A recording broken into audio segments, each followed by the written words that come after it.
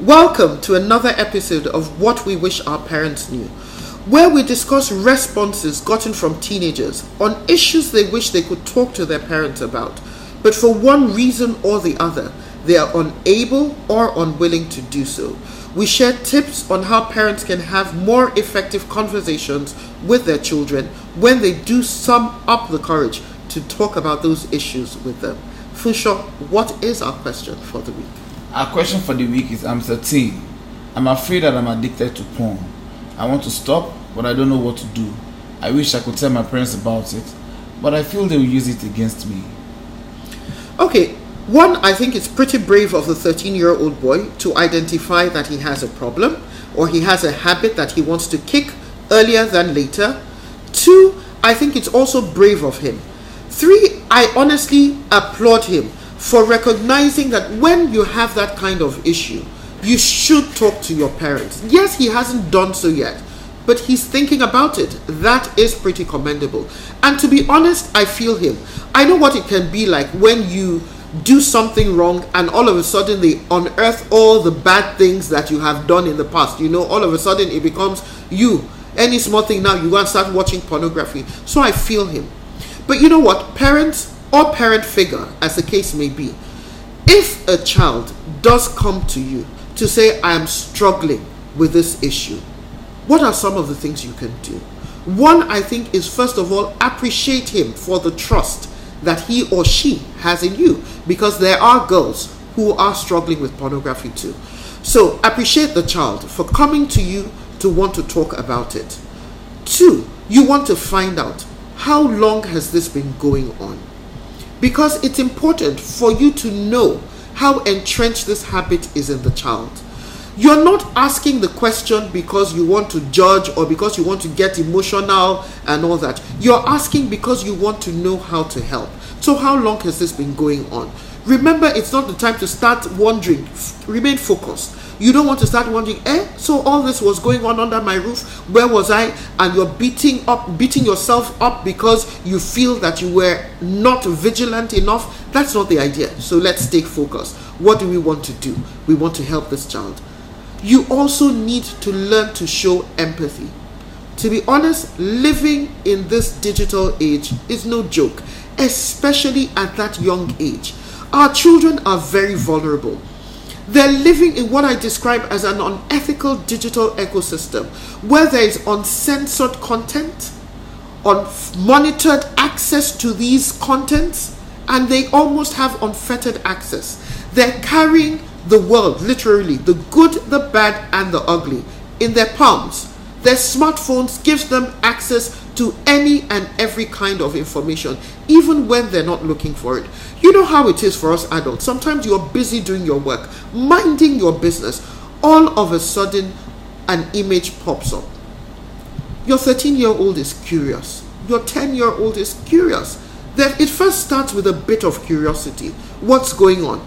And before you know it, you're hooked. Your hormones get the better out of you, and you find yourself consuming material that you know you shouldn't be consuming. So it's important that we show some empathy. It's important that we realize that they're at that stage where they're still trying to develop self-control. It's important we realize that their prefrontal cortex, the part of their brain that is responsible for helping them make more sensible and more rational decisions, is not fully developed. So sometimes it's difficult for them to actually put a stop when they know they should. So let's remember that they're not culprits in this situation. They're actually victims of that system. They need help. So this child has come to you to say, I need help. What do? You found out how long has this been going on. Next, you want to find out, what are the triggers? When do you find yourself more vulnerable to watching pornography? Is it when you're alone in your room and maybe you're doing your assignment, all of a sudden you get distracted and you find yourself wandering to sites that you shouldn't? If that is the case, what you want to do is you want to know that one of the measures that you're going to put in place is to ensure that that child is never left alone in his or her room when they're going on the internet. Is it when they're hanging around some of their friends?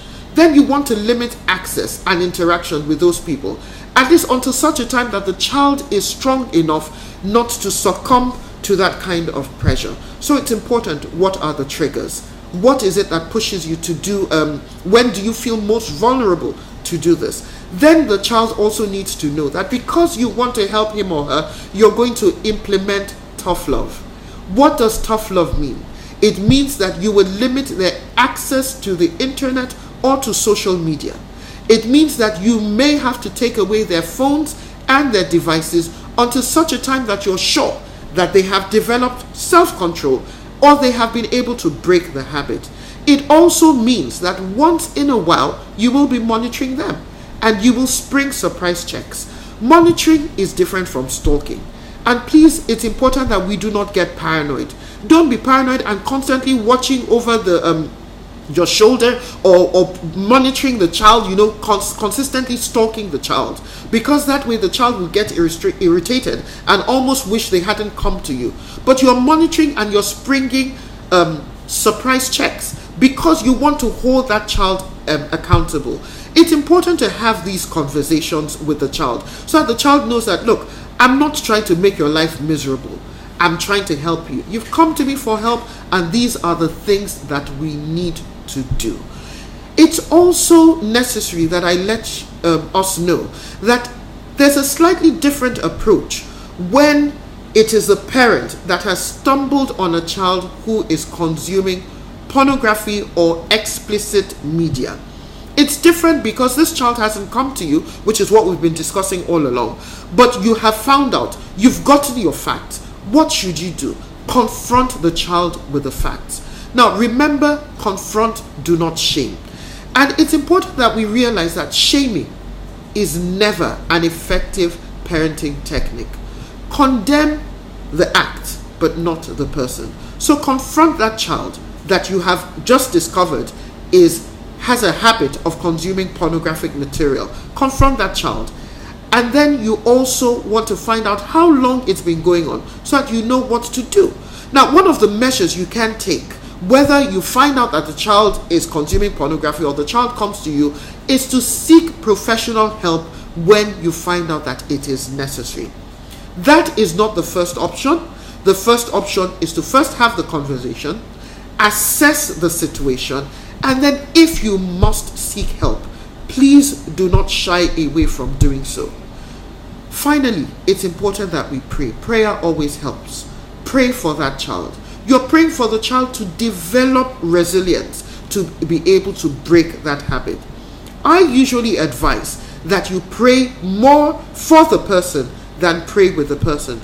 And why do I say this? Because sometimes in our quest to pray with our child, we tend to turn it into a low-key lecture where we're saying, and for this child, and then you go off on a tangent and start talking about the ills of the habit so that we do not, build any irritation in the child. I think I would advise that, we pray more for the child than with the child. Of course, there's a place for praying with the child. I hope these tips have been very helpful. And until we come your way next time with another episode of What We Wish Our Parents Knew, remember to keep reinforcing values as you parent in this digital age.